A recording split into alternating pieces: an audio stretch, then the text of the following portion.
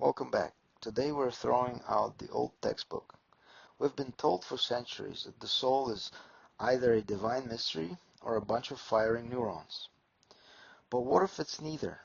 What if the soul is a physical byproduct, a literal chemical synthesis, and Earth is the laboratory designed to churn it out? Imagine for a moment that Earth isn't just a rock floating in space, but a specialized biological organ. An organ whose sole function is the production of consciousness. Think about how a chemical reaction works. You need a reagent, a catalyst, and a medium. In this theory, your body provides the music, the rhythmic electromagnetic firing of your brain. But that music needs a soup to vibrate through.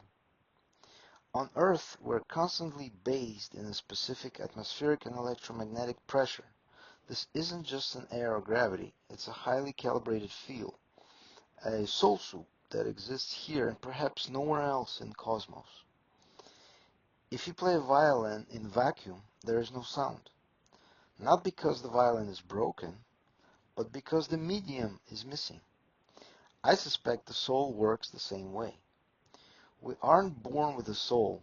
We synthesize one the moment our biological frequencies hit the Earth's unique field. There is a specific something, a trigger, that happens when our internal rhythm harmonizes with the planet's resonance. That trigger is the birth of the soul. So how do we prove it? We look at byproduct. Every human being is a walking piece of evidence. If we're all produced by the same soup, we should find a common residue in our systems.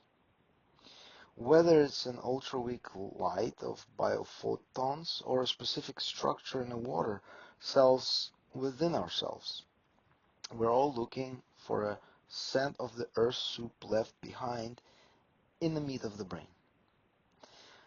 We are the precipitate of the planetary scale experiment. This brings us to a radical experiment, the consciousness wind tunnel. To test this, we would need to separate the fields. We take a subject and place them in a vacuum, shielding them from the Earth's natural frequency, the Schumann resonance, the atmospheric charge, the literal soup of our world. If their sense of self thins out, or if there's a thought quality changes fundamentally, we found the missing link. We've proven the soul isn't just inside us, it's a transaction between us and the space around us.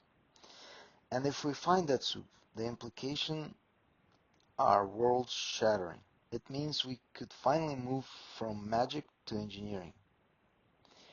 If you can identify the chemistry of the soul soup and the music of your own unique neural cord, you could theoretically copy yourself. You wouldn't just be uploading data to a hard drive, you'd be replicating the reaction. You'd be regrowing your consciousness in a synthetic vat of concentrated earth field. This changes how we look at space travel too. If the soul is a local synthesis, what happens when we leave the Earth's orbit? We might find the overview effect. Astronauts describe it isn't just awe, it's the beginning of thinning. Without Earth's organ to fuel the reaction, the soul might start to unravel. We aren't just inhabitants of the Earth, we're part of its metabolism. We're tethered to the soup by an invisible umbilical cord of frequency. It makes you wonder about those thin places on the planet, Stonehenge, Sedona, Bermuda Triangle. Are these just myths, or are there geographical puddles where the soul soup is more concentrated? Are these the spots where the Earth's organ is working overtime, making the synthesis of consciousness feel more vivid, more heavy, or more connected? We've spent so much time looking for life on Mars by searching for water. Maybe we should be searching for the soup. If Mars doesn't have the right electromagnetic or atmospheric chemistry, It doesn't matter how much water is there. It can't synthesize a soul. It's a dead lab.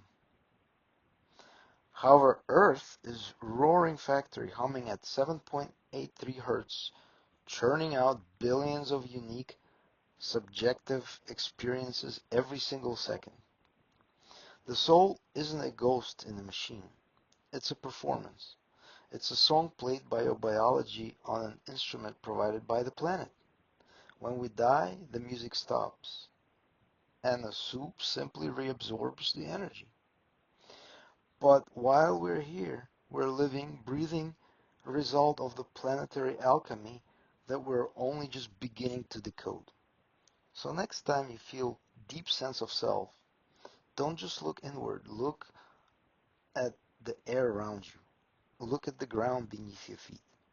You are a transaction. You are a masterpiece of earthside chemistry. And if we can just figure out the recipe for that soup, we might just live forever. I'm your host, and it's been Earth. Is it an organ designed to churn out consciousness? Keep your frequencies tuned and stay in the soup.